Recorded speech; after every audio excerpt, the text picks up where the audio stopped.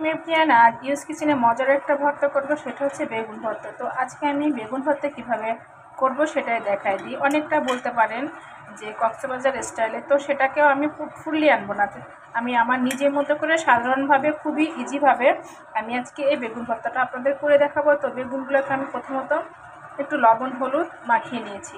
তো যাই হোক, এখন আমি ফ্রাই প্যানে অলরেডি সরিষার তেল গরম বসিয়ে দিয়েছি। এখন আমি এই বেগুনগুলোকে ভেজে নিব।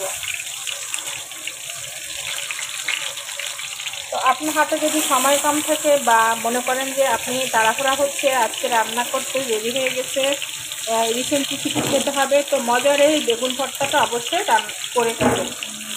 সেটাকে আমি এখন উল্টিয়ে নেই, একটু ফ্রাই করে নিব।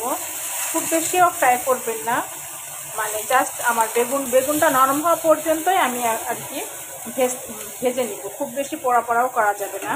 আমি যেহেতু আমার ওয়েতেই আমি বেগুন ভর্তাটা করতেছি। দেখুন আমার বেগুনটা অলরেডি ভাজা হয়ে গিয়েছে। এখন আমি যেটা করব, এখন আমি একটা বোল নিয়ে নিলাম।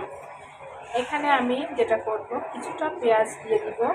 আমি একটু পেঁয়াজের পরিমাণটা বাড়িয়ে দিব। পেঁয়াজ, মরিচ, ঠিক আছে, পেঁয়াজ মরিচ, আমি পেঁয়াজ মরিচ দিয়ে দিলাম। এখন আমি এখানে পরিমাণ মতো লবণ, যেহেতু আমি লবণটা বেগুন ভাজতে দিচ্ছি, তো আমি এখানে পরিমাণ মতো অল্প করে দিয়ে নিব, লাগলে আমি পরে দিব।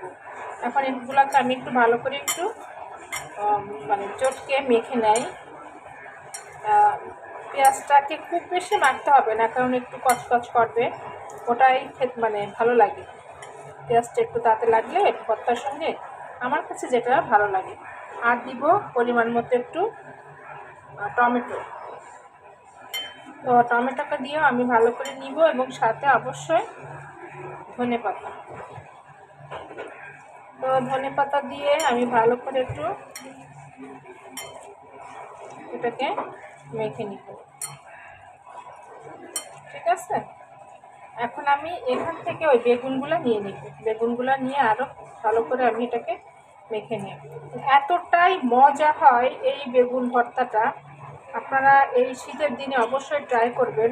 মানে টাটকা টমেটো, কাঁচা পাকা টমেটো, হ্যাঁ, তারপর হচ্ছে টাটকা ধনেপাতা, আর বেগুন তো বিভিন্ন ধরনের বেগুন পাওয়া যায়, ঠিক আছে, এখন বাজারে।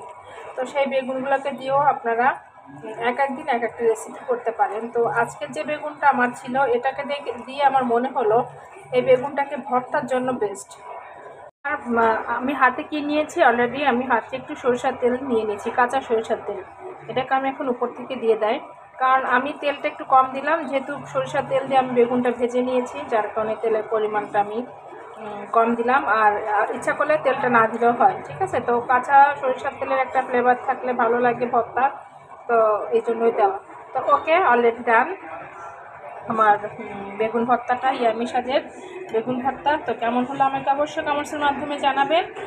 আর এই তো অলরেডি আমি বেগুন ভর্তাটা করে ফেললাম। এখন এই বেগুন ভর্তাটা আপনারাই বলুন যে কেমন হলো। তো ইয়ামি স্বাদের এই বেগুন ভর্তাটা আমি কিন্তু মাত্র 10 মিনিট সময় লেগেছে আমার করতে, হ্যাঁ। তো 10 মিনিটের মধ্যে আমি বেগুন ভর্তাটা করে ফেললাম। আর আমি এটা অবশ্যই গরম গরম ভাতের সাথে খাবো, আর কিছুই খাবো না। এটা দিয়ে আজকে আমার দুপুরের লাঞ্চ আমি সেরে ফেলবো। এটা আপনারা ইচ্ছা করলে পোলাওয়ার সঙ্গে খেতে পারবেন, নান রুটির সঙ্গে খেতে পারবেন, রুমালি রুটি যেটা সেটার সঙ্গেও খেতে পারবেন। আমি জাস্ট বলে দিলাম আমার মতো করে। তো চেষ্টা করবেন এরকম সুন্দর সুন্দর ভর্তা বানিয়ে খেতে, এবং অবশ্যই কমেন্টসের মাধ্যমে আমাকে জানাবেন কেমন হলো আজকের বেগুন ভর্তাটা।